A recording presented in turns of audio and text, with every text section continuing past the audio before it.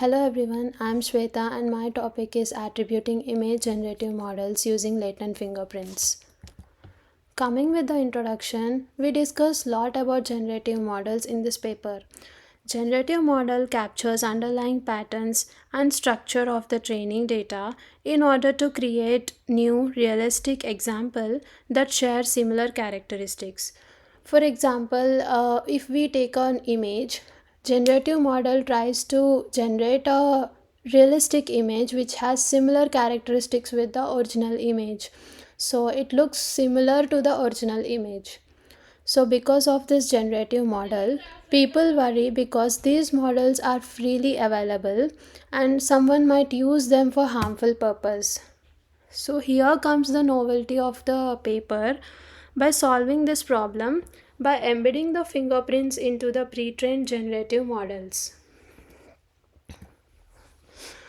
As I have discussed in the previous slide, this research paper aims to introduce a new strategy for embedding fingerprints into pre-trained generative model. And here we have a dimensionality of the fingerprints like fingerprinting space, strength, and capacity.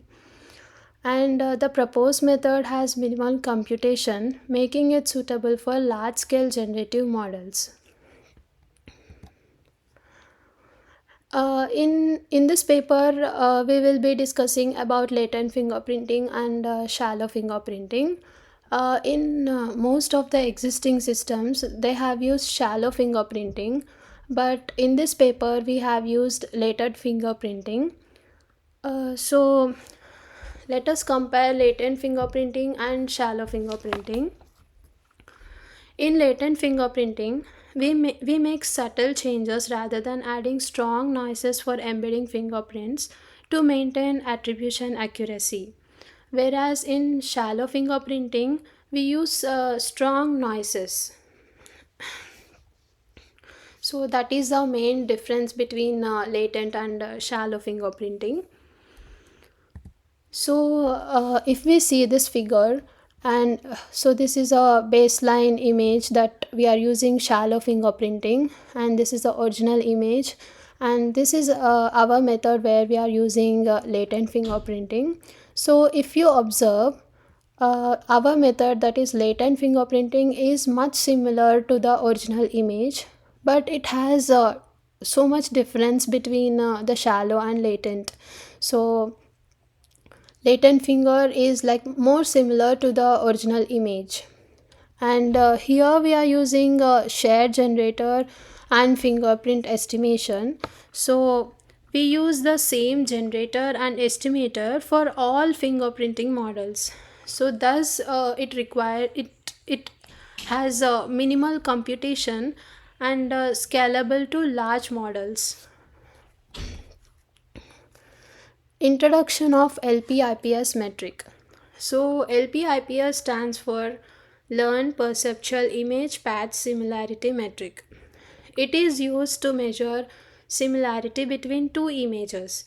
So we use LP-IPS as image quality assessment, and here it helps in improving attribution accuracy.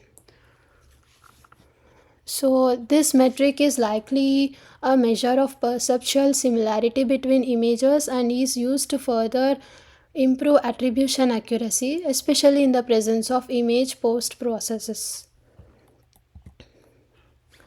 Experimental results. So it evaluates the performance of proposed methods using various models, datasets, and metrics. So if you observe, here we have noise, blur, and JPG, and combination is the combination of noise, blur, and JPG. And this is our method where we are using latent fingerprinting, and here we are using shallow fingerprinting. So if you observe closely, so this is like more similar with the original image, and also it has like lot more difference than the shallow fingerprinting. So we can say this is better than shallow fingerprinting. Conclusion. So the paper asserts that their method outperforms the previous state of art method which uses shallow fingerprinting. So we have proved that latent fingerprinting is much better than shallow fingerprinting, and the scalability of the proposed method is specifically highlighted in attributing large models with high dimensional latent spaces. So it is applicable for high dimensional latent spaces as well. And an important feature of the proposed solution is its extremely low computational cost. So since we are using the same generator and estimator, it has a low computation cost. So this approach demonstrates its superiority in achieving a balance between attribution accuracy and computational efficiency. So this would somehow help in controlling harmful activities using generative models. Thank you.